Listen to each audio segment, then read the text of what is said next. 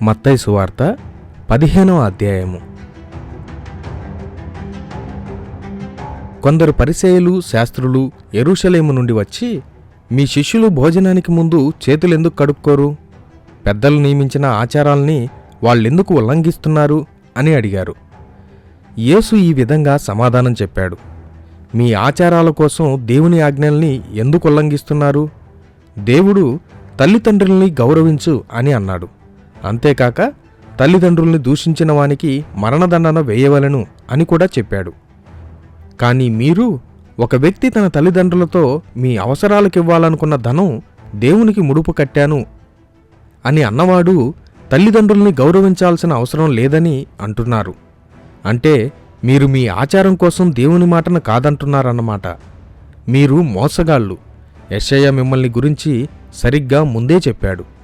అతడు, ఈ ప్రజలు నన్ను పెదాలతో గౌరవిస్తారు, కాని వాళ్ళ హృదయాలు నాకు దూరంగా ఉంటాయి. వాళ్ళ ఆరాధనలు వ్యర్థం, వాళ్ళ బోధనలు మానవులు సృష్టించిన ఆజ్ఞలతో సమానం అని అన్నాడు. యేసు ప్రజల్ని తన దగ్గరకు రమ్మని పిలిచి వాళ్లతో, విని అర్థం చేసుకోండి. మానవుని నోటిలోనికి వెళ్లేదేది అతన్ని అపవిత్రం చేయదు, అతని నోటి నుండి వచ్చే మాటలు అతన్ని అపవిత్రం చేస్తాయి అని అన్నాడు. ఆ తరువాత ఆయన శిష్యులు వచ్చి, మీరన్నది విని పరిసయ్యులు కోపగించుకొన్నారని మీకు తెలుసా అని అడిగారు. అప్పుడు యేసు సమాధానంగా, పరలోకంలో ఉన్న నా తండ్రి నాటని ప్రతి మొక్క వేర్లతో పెరికివేయబడుతుంది. వాళ్ళ విషయాన్ని వదిలేయండి. వాళ్ళు గుడ్డివాళ్ళు, కానీ వారు ఇతరులకు దారి చూపుతూ ఉంటారు. గుడ్డివాడు గుడ్డివానికి దారి చూపితే ఇద్దరూ గోతిలోనే పడతారు అని అన్నాడు. పేతురు ఆ ఉపమానాన్ని మాకు విడమర్చి చెప్పండి అని అడిగాడు. అప్పుడు యేసు, మీక్కూడా అర్థం కాలేదా? నోట్లోకి వెళ్ళినవి కడుపులోకి వెళ్ళి తదుపరి శరీరం నుండి బయటకు వస్తాయన్న విషయం మీకు తెలియదా? కానీ నోటి నుండి బయటకు వచ్చే మాటలు హృదయం నుండి వస్తాయి. మనిషిని అపవిత్రం చేసేవి ఇవే. ఎందుకంటే దురాలోచన, హత్య, లైంగిక అవినీతి, వ్యభిచారం, దొంగతనము, తప్పుడు సాక్ష్యము, అపనింద మానవుని హృదయం నుండి వస్తాయి. వీటి కారణంగా మానవుడు అపవిత్రమవుతాడు. చేతులు కడుక్కోకుండా భోజనం చేసినంత మాత్రాన అపవిత్రం కాడు అని అన్నాడు. యేసు ఆ ప్రదేశాన్ని వదిలి తూరు, సీదోను ప్రాంతాలకు వెళ్ళాడు.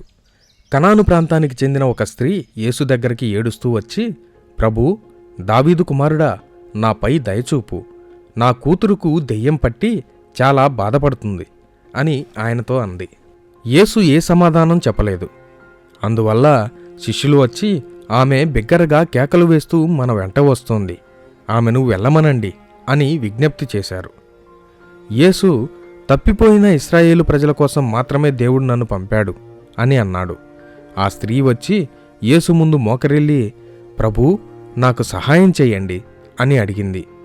అప్పుడు యేసు, దేవుని సంతానానికి చెందిన ఆహారం తీసుకొని కుక్కలకు వేయటం న్యాయం కాదు అని సమాధానం చెప్పాడు. అవును ప్రభూ, కాని కుక్కలు కూడా తమ యజమాని విస్తరు నుండి పడిన ముక్కల్ని తింటాయి కదా అని ఆమె అన్నది.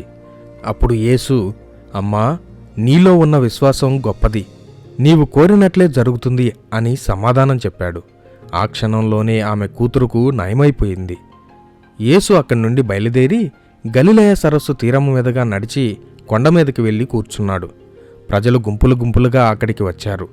వాళ్ళు తమ వెంట కుంటివాళ్లను, గుడ్డివాళ్లను, కాళ్ళు చేతులు పడిపోయిన వాళ్ళను, మూగవాళ్లను, ఇంకా అనేక రకాల రోగాలున్న వాళ్ళను తీసుకుని వచ్చి ఆయన కాళ్ల ముందు పడవేశారు. ఆయన వాళ్లకు నయం చేశాడు. మూగవాళ్లకు మాట వచ్చింది, కాళ్ళు చేతులు పడిపోయిన వాళ్లకు నయమైపోయింది, కుంటివాళ్లు నడిచారు, గుడ్డివాళ్లకు చూపు వచ్చింది. ఇవన్నీ జరగడం చూసి ప్రజలు ఆశ్చర్యపడి ఇశ్రాయేలు దేవుణ్ణి స్తుతించారు. యేసు తన శిష్యుల్ని పిలిచి వాళ్లతో, వీళ్ల పట్ల నాకు చాలా జాలి వేస్తుంది. వాళ్ళు 3 రోజుల నుండి నా దగ్గరే ఉన్నారు. వాళ్ళ దగ్గర తినడానికి ఏమీ లేదు. వాళ్లను ఆకలితో పంపటం నాకిష్టం లేదు. అలా పంపిస్తే వాళ్ళు దారిలో మూర్ఛపడిపోతారు అని అన్నాడు. ఆయన శిష్యులు సమాధానంగా, ఈ మారుమూల ప్రాంతంలో అందరికీ సరిపోయే రొట్టెలు ఎక్కడ దొరుకుతాయి అని అన్నారు. మీ దగ్గర ఎన్ని రొట్టెలున్నాయి అని యేసు అడిగాడు. 7 రొట్టెలు, కొన్ని చేపలు ఉన్నాయి అని వాళ్ళు సమాధానం చెప్పారు. యేసు ప్రజల్ని కూర్చోమన్నాడు. ఆ తరువాత ఆ 7 రొట్టెల్ని చేపల్ని తీసుకొని దేవునికి కృతజ్ఞతలు చెప్పి వాటిని విరిచి శిష్యులకు ఇచ్చాడు. శిష్యులు వాటిని ప్రజలకు పంచిపెట్టారు. అందరూ సంతృప్తిగా తిన్నారు. ఆ తరువాత శిష్యులు మిగిలిన ముక్కల్ని 7 గంపల నిండా నింపారు.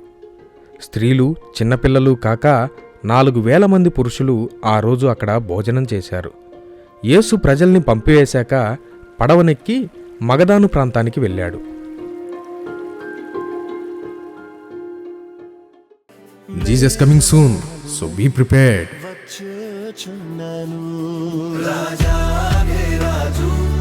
మహిమా